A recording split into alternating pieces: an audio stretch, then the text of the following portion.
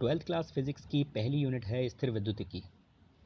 इसमें हम आवेश की स्थिर अवस्था का अध्ययन करेंगे। जब आवेश स्थिर होता है तो उसके क्या गुण होते हैं उसके बारे में पूरी यूनिट में पढ़ेंगे। तो आवेश के बारे में जानते हैं। जब स्केल को आप अपने सिर से रगड़ते हैं और कागज़ के छोटे टुकड़ों के पास लाते हैं तो वो कागज़ के छोटे टुकड़े स्केल से चिपक जाते हैं। ऐसा इसलिए हुआ कि जब आपने स्केल को अपने सिर से रगड़ा तो स्केल के कण रगड़ने की वजह से आपके सिर में चले जाएंगे, जिससे कणों की कमी स्केल में आ जाएगी। उन कमी को पूरा करने के लिए कागज़ स्केल से चिपकता है। जब तक स्केल में कणों की कमी पूरी नहीं हो जाती, जब तक कागज़ स्केल से चिपका रहता है। तो ये जो कण हैं जो ट्रांसफ़र होते हैं कागज़ से स्केल में, स्केल से सिर में, इन कणों को विद्युत आवेश कहेंगे। और आवेश की न्यूनतम मात्रा 1.6 10⁻⁻19 कूलाम होती है। अगर आवेश ज़्यादा मात्रा में ट्रांसफ़र होता है तो इसका फॉर्मूला है Q = +-NE। एन यहाँ पे कणों की संख्या है और ई यहाँ पे न्यूनतम आवेश की मात्रा, क्योंकि आवेश प्लस और माइनस हो सकता है। कूलाम का नियम। कूलाम एक वैज्ञानिक है जिसने आवेश से दूसरे आवेश पर लगने वाले बल के लिए एक नियम दिया हुआ है।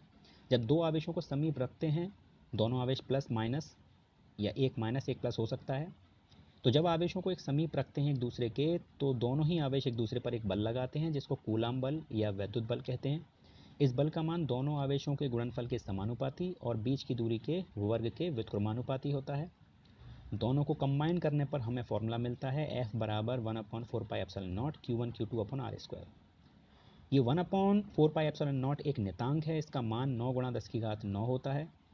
ई जैसा दिखने वाला ये सिंबल है, इसे एप्सिलॉन पढ़ा जाता है।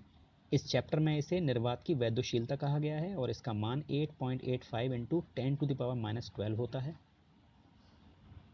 आवेश वितरण। जब आवेश किसी वस्तु को दिया जाता है तो आवेश पूरी वस्तु में एक समान रूप से फैल जाता है। इसे आवेश वितरण कहेंगे। वस्तु तीन प्रकार की हो सकती है, लंबाई के रूप में, क्षेत्रफल के रूप में, आयतन के रूप में। अगर आवेश किसी क्षणनुमा लंबाई की वस्तु में फैलता है तो इसको रेखीय आवेश वितरण कहेंगे। एकांक लंबाई पर जितना आवेश होगा उसको रेखीय आवेश घनत्व कहेंगे। इसे लैम्डा से दर्शाते हैं और इसका फॉर्मूला है Q/L। लंबाई को स्मॉल l या QLL दर्शा सकते हैं। अगर आवेश किसी पृष्ठ को दिया गया है तो उसे पृष्ठ आवेश वितरण कहेंगे और एकांक पृष्ठ पर जितना भी आवेश होगा उसको पृष्ठ आवेश घनत्व कहेंगे। इसे सिग्मा से दर्शाएंगे। सिग्मा का फॉर्मूला है Q/A। ए यहाँ पे पृष्ठ का क्षेत्रफल है। क्षेत्रफल को स्मॉल a से या कैपिटल A से दर्शा सकते हैं। अगर आवेश किसी वस्तु को दिया गया है तो आवेश पूरे आयतन में फैल जाएगा। इसे आयतन आवेश वितरण कहते हैं। एकांक आयतन में जितना आवेश होगा उसको आयतन आवेश घनत्व कहते हैं। इसे रो से दर्शाएंगे। फॉर्मूला है Q/V। V यहाँ पर वस्तु का आयतन है। विद्युत क्षेत्र। दो प्रकार के हमने आवेश पढ़े, एक प्लस एक माइनस। तो आवेश के चारों तरफ का वह क्षेत्र जिसमें कोई दूसरा आवेश आकर्षण या प्रतिकर्षण का अनुभव करता है उसे विद्युत क्षेत्र कहते हैं। जैसे कि चुंबक के पास अगर आपने लोहा रखा तो लोहा आकर्षित होता है तो उसे चुंबकीय क्षेत्र कहेंगे। इसी तरीके से आवेश के चारों ओर के क्षेत्र को विद्युत क्षेत्र कहेंगे। विद्युत बल रेखाएं। जब हम प्लस आवेश या माइनस आवेश के पास कोई परीक्षण आवेश जो हमेशा पॉजिटिव लिया जाता है और उसका सिंबल हमेशा Q0 लिया जाता है, अगर हम प्लस आवेश या माइनस आवेश के पास उसको रखते हैं तो जिस मार्ग पर वो चलता है उसको विद्युत बल रेखाएं कहते हैं।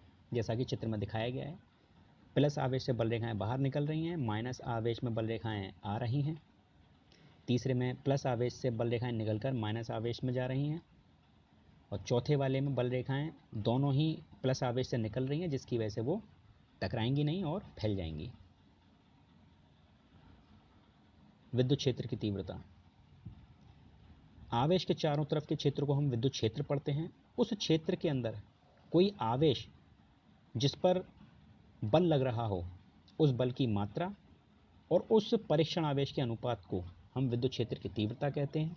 इसे कैपिटल E से दर्शाएंगे। फॉर्मूला होगा F/Q0। अगर हम F की वैल्यू पिछले टॉपिक से लेकर इस फॉर्मूले में रखें तो E का हमें नया फॉर्मूला प्राप्त होता है 1/4πε0 Q/r²।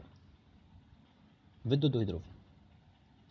जब दो समान लेकिन चिन्ह में विपरीत आवेश एक प्लस और एक माइनस, एक दूसरे से बहुत ही समीप स्थित हों तो बने हुए निकाय को विद्युत द्विध्रुव कहते हैं।